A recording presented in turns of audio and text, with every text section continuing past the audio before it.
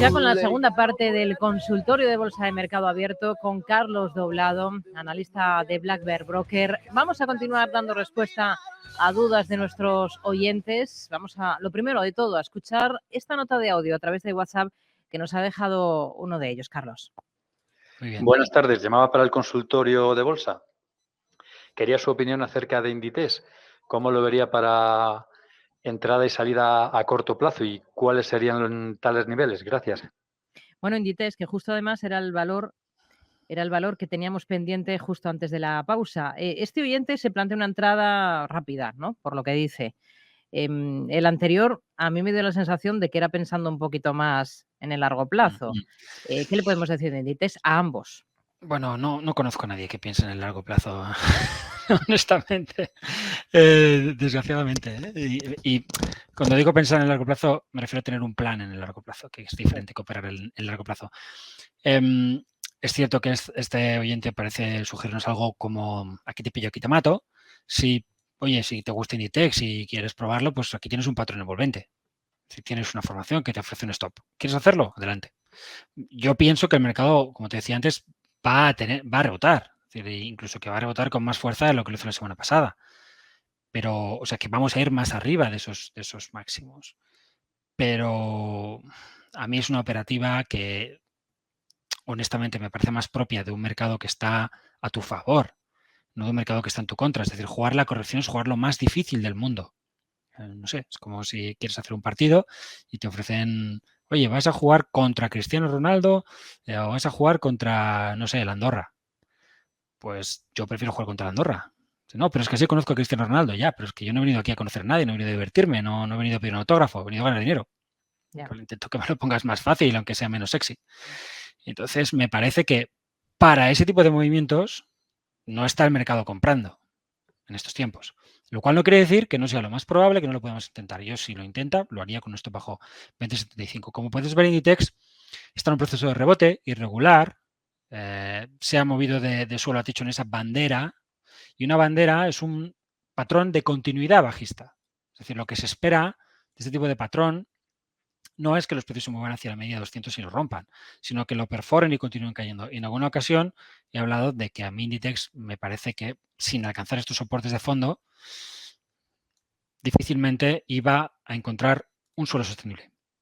Bueno, esto me sigue pareciendo algo que yo consideraría como escenario más probable, con lo cual no habría llegado ese momento en el cual yo buscaría tomar una posición.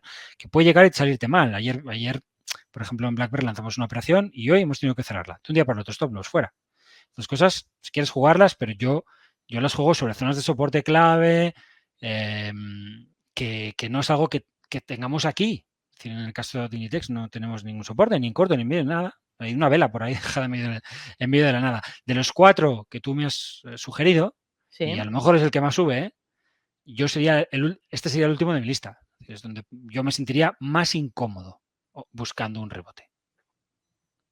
Esos 4 eran ACS, Inditex, Solaria y Solaria. Vamos con más valores, con un correo que nos envía Ángeles preguntando por Fluidra, que lleva 2 días particularmente complicados. Dice que tiene acciones con pérdidas. Hemos dado con el valor que ayer nosotros nos planteábamos. A mí es un título que El de la operación de entrada. Efectivamente. Es decir, esta mañana en apertura hemos cerrado.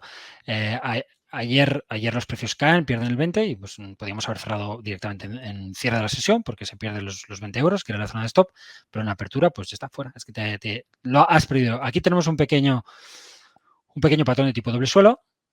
Me gusta, bastante bien construido, con un gap, una vela blanca y esto es un pullback hacia la zona de 22 donde puedes comprar. Evidentemente sugerimos una posición pequeña por la volatilidad que es en este título y luego porque el valor, y quizá hemos cerrado en el mínimo, o sea, empieza a subir desde aquí y eso es algo que asumo, sobre todo en un momento en el cual espero un rebote general.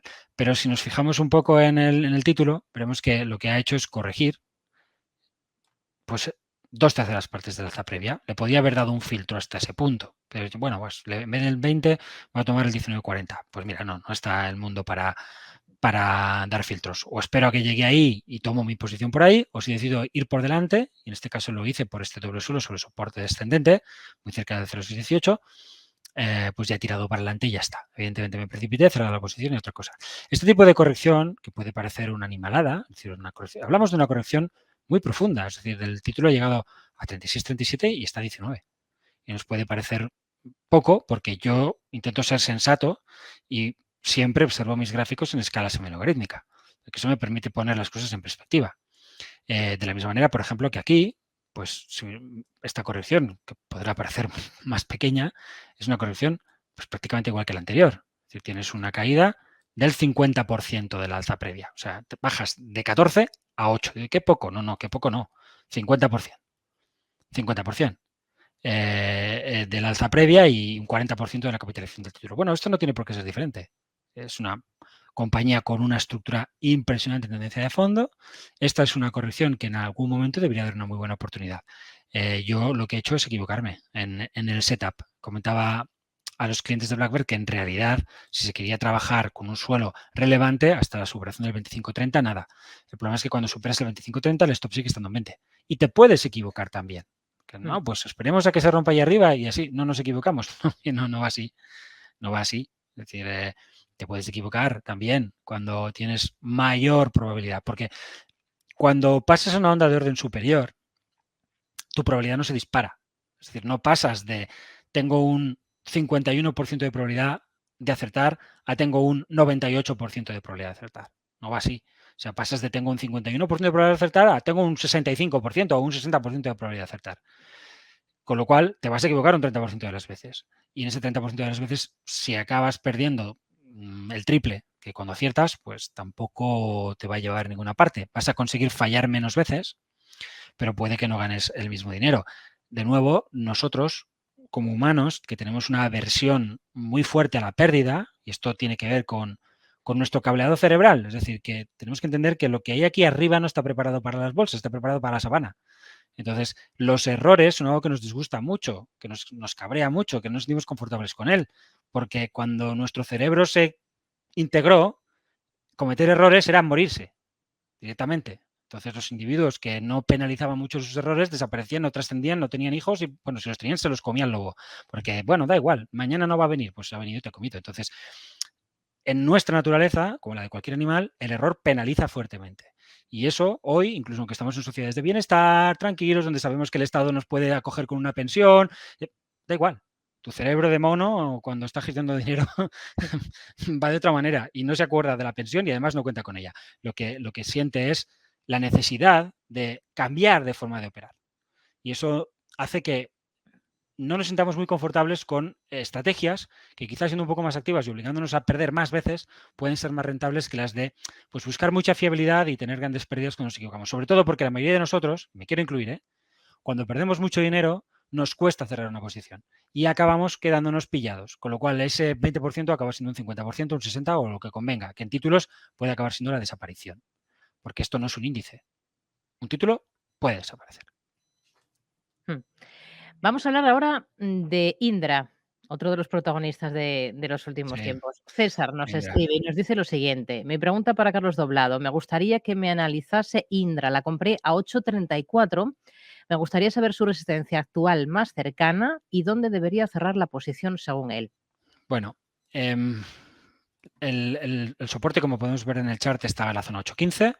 Buen lugar para comprar. Es un poco lo mismo que hemos visto antes con el caso de ACS. Muy buen soporte, pero no tienes nada. En el día de caída. Al día siguiente dejamos una vela doji, se puede ver aquí, o sea, apertura y cierre al mismo nivel, que junto al anterior esto es lo que llamamos un hora micros. Es decir, aquí es en el día siguiente cuando el mercado al cierre te dice, vale, parece que tienes una estructura de precios que sugiere que el soporte está funcionando, porque podemos ver que, más claro imposible, que ese es el área por debajo de la cual se desestructura toda la recuperación.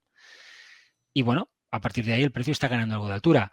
¿Hasta dónde podríamos ir? Pues a intentar buscar la media 200, que es la parte baja de este gap que dejamos el otro día. Niveles del 9,5, 10 euros, eso podría ser un objetivo. Si tenemos un rebote general, podríamos ver precios hacia ahí. Luego está el 11 y si superamos el 11, pues seguirá subiendo. Personalmente no es una compañía que me parezca que tenga una tendencia de largo plazo como para buscar cosas más allá de los 11 euros. No me lo ha parecido antes, no me lo parece ahora. Es decir, es un valor con una historia bursátil pues más bien deficiente, ¿no? Lo cual no sorprende con el tipo de cosas que luego pasan dentro de la compañía, ¿no? Es decir, está centrada en todo menos en ganar dinero. Está más bien en que la gente que manda en este país pues meta mano en el cazo. Venga, vamos con más cuestiones. Vamos a escuchar ahora otra nota de audio, otro mensaje de otro de nuestros oyentes. Buenas tardes. Me gustaría que se analizaran los valores. Por un lado sería Louis Vuitton. ¿Se podría considerar como un doble suelo lo que ha hecho en la zona de los 537 o cree que nos podemos ir más abajo? Y por otro lado, me gustaría también que analizara Tamburi. Luego un comentario. ¿Qué le parece el cobre? ¿Le parece que es el preludio de una gran caída de lo que viene? O a ver qué le parece. Muchas gracias. Bueno, vamos a comenzar por la firma de lujo francesa, por Louis Vuitton. En ese nivel concreto, en los 537 euros, se preguntaba si es un doble suelo ahí. Es un doble suelo porque eso ya como tal se configura a finales de mayo. Es decir, a finales de mayo tenemos una formación de doble suelo.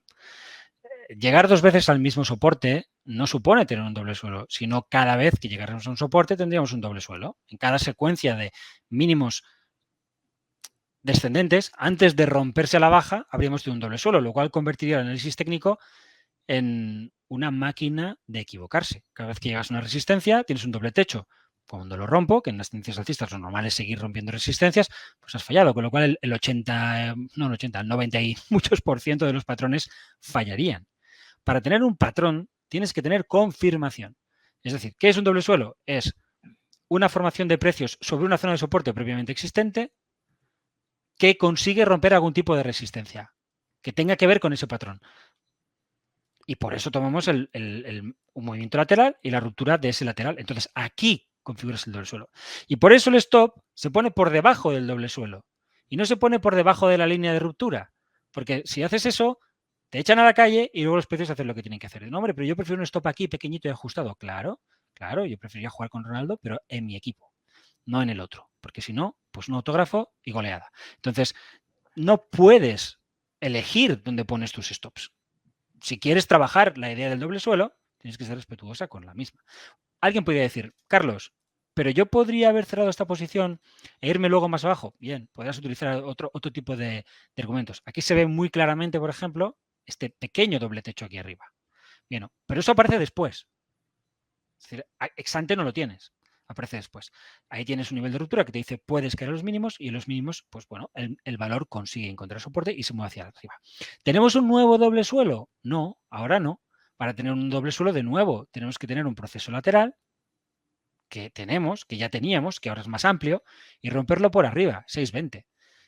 ¿Tendremos un doble suelo más grande? Pues podríamos incluso hasta aquí. Esto podría ser a la postre un gran lateral si los precios se mueven hasta aquí. Y si rompemos aquí arriba, habremos tenido un doble suelo más grande. Es decir, como decía antes con las caídas, la recuperación es igual. Uno sabe cuándo empiezan, pero no dónde terminan, sino que el mercado va dialogando contigo. El análisis técnico es una conversación con el mercado, es dialéctica, en la que tú pues, te haces preguntas, estableces hipótesis y esas hipótesis a veces pasan a ser tesis y otras veces pues, se refutan por la acción del mercado y tienes que liquidar tu posición. Yo no sé lo que va a pasar. Sé que las resistencias están en 620, en la zona de 600, de directriz bajista. Luego podemos ver otra en la zona del 644, medias intersesiones. Podemos ver otra en el 668, máximo anterior. Es decir, fíjate la de posibilidades que hay. Pues todo eso se tendrá que ir trabajando. Es cierto que estamos dando cierta fuerza relativa y que es un valor que no me desagrada. Es decir, yo podía pensar en, pues si va... Antes hablábamos, ¿no? Un rebote, nuestro oyente nos da una idea. Quiero tomar posiciones para jugar el rebote y nuestro oyente nos ha dado 4 valores. Pues yo le diría, mira, olvídate esos 4 y comprar Louis Vuitton. Y te pones un stop bajo 535. Ya está.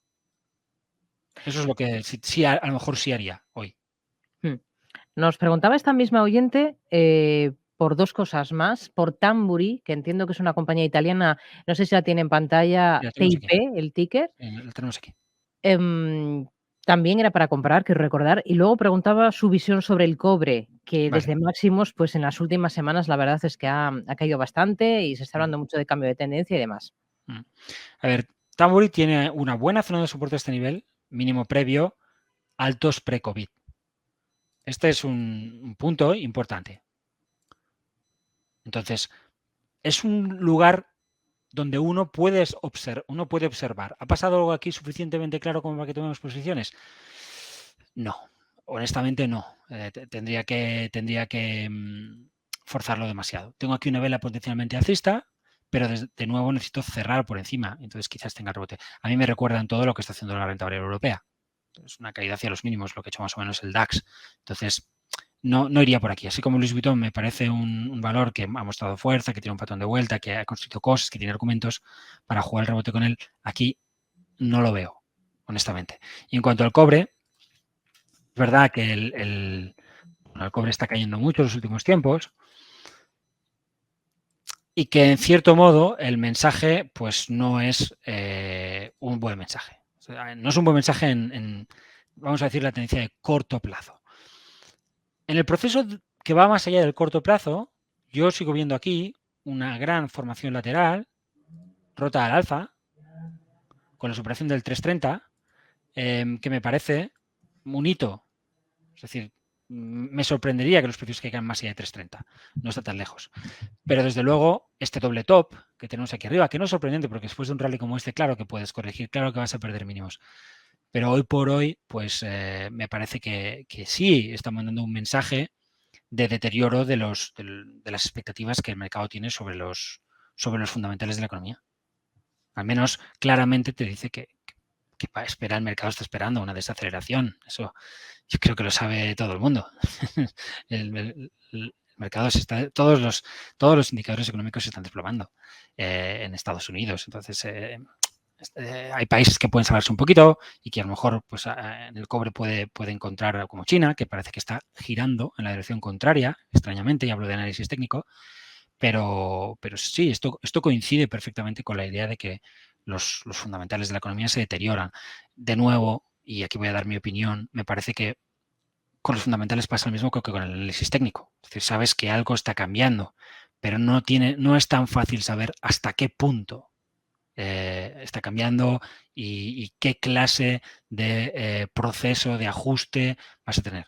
Evidentemente es algo que se intenta y que en ocasiones pues conseguirán acertar, pero siempre se ha dicho que los economistas son esos tipos que han predicho 12 de las últimas 3 recesiones. Entonces, pues bueno, el mercado no es un buen predictor económico, no es verdad.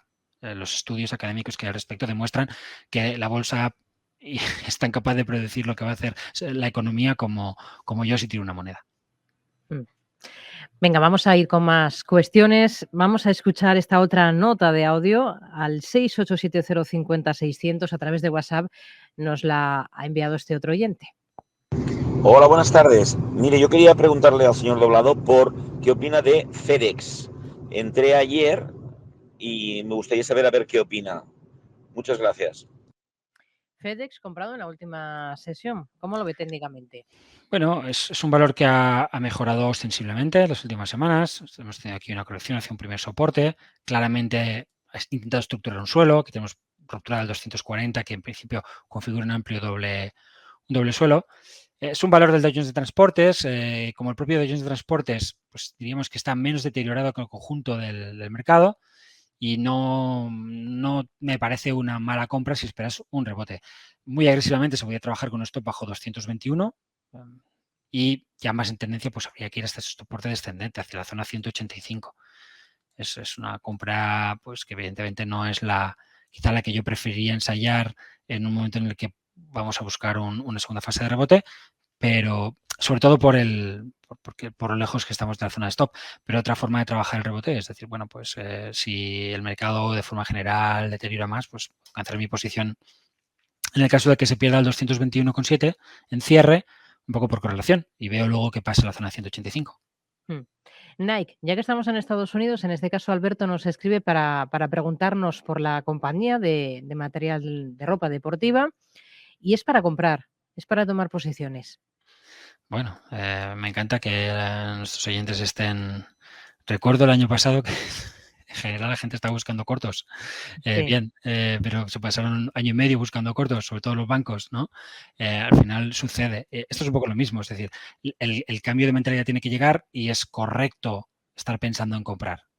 Pero también hay que atender a qué está pasando y a que el deterioro empieza a ser algo que tenemos que estudiar y que lo que ahora estamos comprando, pues a lo mejor con la idea de, oye, esto ha caído bastante, quizá tenemos que gestionarlo un poco más activamente. Lo iremos viendo, es cierto, también mientras se desarrolla el rebote, antes lo hablábamos, ¿no? Pues Nike está en un proceso de ajuste normal dentro de un alza más o menos canalizada, o sea, una corrección más o menos canalizada dentro de un alza muy importante, como la que podemos ver si le damos a esto perspectiva. Porque esto puede parecer un gran mercado bajista, pero bueno, sí, espera, que este gráfico tiene que estar mal. No sé, espera, uy, aquí tengo un problema para ver a largo plazo. Vamos a ver. Voy a descargarme la base de datos, que por algún motivo no está bien. Será un momento. Sí. Bueno, Nos cosas que vamos. pasan, ¿no? En el Sí, directo. sí. Mira, no había bajado si el valor hace, pues lo que hablamos muchas veces, ¿no? Reparto de dividendos, ese tipo de cosas, hay Sí. que ajustar. Entonces, si no ajustas, el gráfico se puede deformar. Pero no sé, no está bien este chart.